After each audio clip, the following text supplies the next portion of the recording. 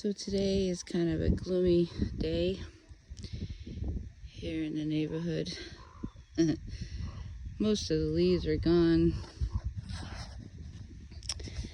Alan and Isaac are getting some wood piled into the basement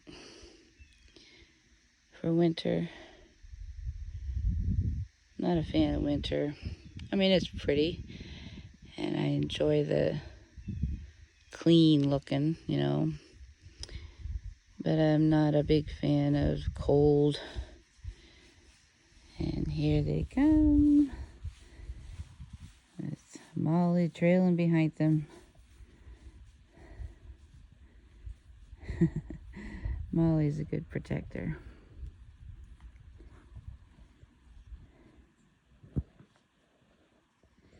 She'll follow them everywhere they go. I'm gonna go through and open the door from the inside. Okay. You can go around if you want, or you can come down this way, whichever. I might go this way and I'll be at the other side. And Molly, she is one of two that we had. She's a very good protector. She had a brother named Max. He was such a good puppy. Such a good girl. Such a good girl. Mama loves you. You had a visitor last night, didn't you? Huh? Did you have a visitor last night? I think our neighbor's dog came up. Same kind of breed. They played. I could see them out there jumping around and playing. But anyway, she had a brother named Max. And a couple of years ago now, I think it was. Well, no, we've been living here for 3.5 years or so. And I think it was within that first year that he was running. We live beside a big field, as you can see right here. And there was some people that was doing some hay and stuff like that. And Max was a very hyper. Molly can play, and she's a very good protector. And Max was a very good protector as well. But Max was kind of like,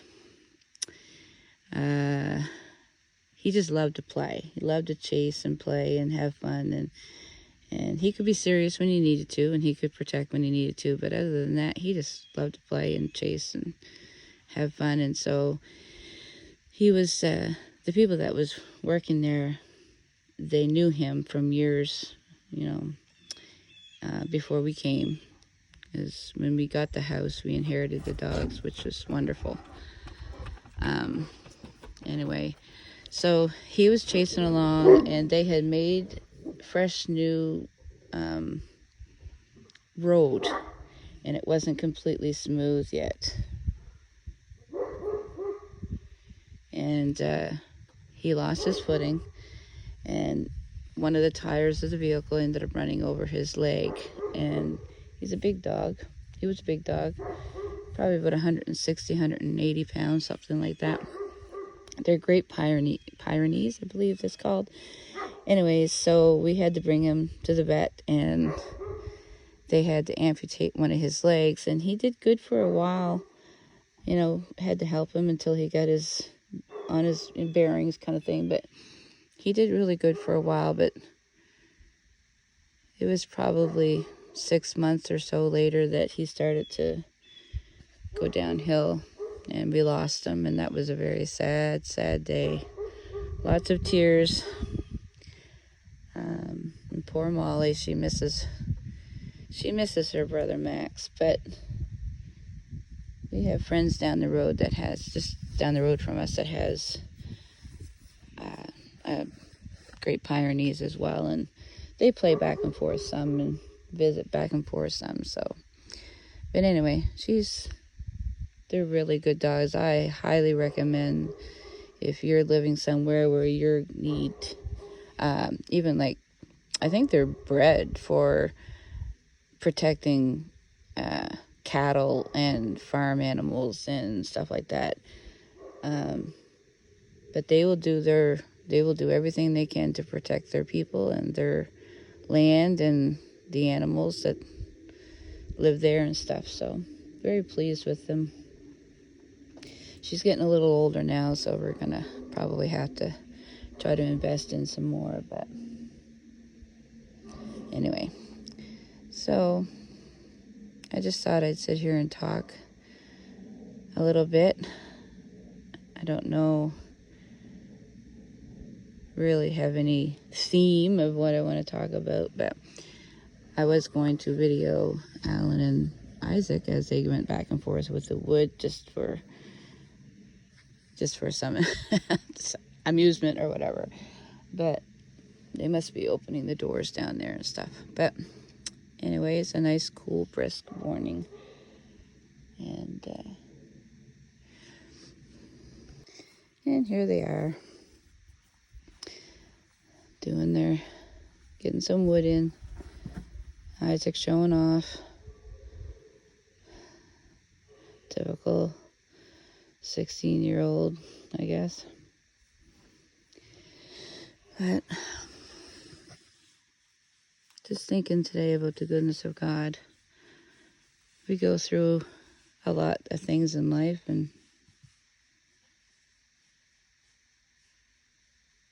we have to deal with life as it is, and there's health issues, and there's financial issues that people go through, and there's spiritual issues that people go through, and this world as we know it right now is just gone crazy. But we who believe and serve the Lord and read the Bible, we knew this was coming. We knew a lot of this stuff was coming, but still, even though we knew, it's rather shocking to see some of the stuff that's going on and the way people are acting and stuff. But it certainly tells us that we are in the end times, and it causes us to pray for our families and our friends and our neighbors and such to get their lives right with the Lord, and help us to keep our lives right with the Lord, because He's coming soon. He truly is, and we certainly want everybody to be ready to go. But so just thinking about the goodness of the Lord, providing all we need. And this man right here is a gift from God. If I had a trailer, I could hook on the lawnmower. It'd save a lot of walking. Anyways, as I was saying, I had to put you on pause for a moment. But when we think about all the things that everybody goes through, and we've certainly had our fair share of things, and at some point in time I'll plan to make a video of my testimony of what the Lord has done for me health-wise.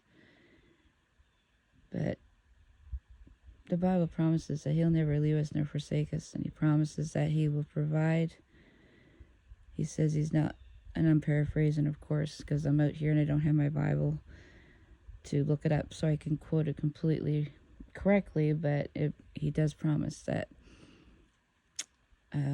He's never seen His children begging for bread, and He'll provide. Sometimes it feels like you're going to come right down to the very last second. And if you're in Knox or in McManus, we have discovered that, yes, when you're asking for something and you're praying for something, it'll happen, but you're going to be brought down right to, 12:59, 59, 59. But He always comes through.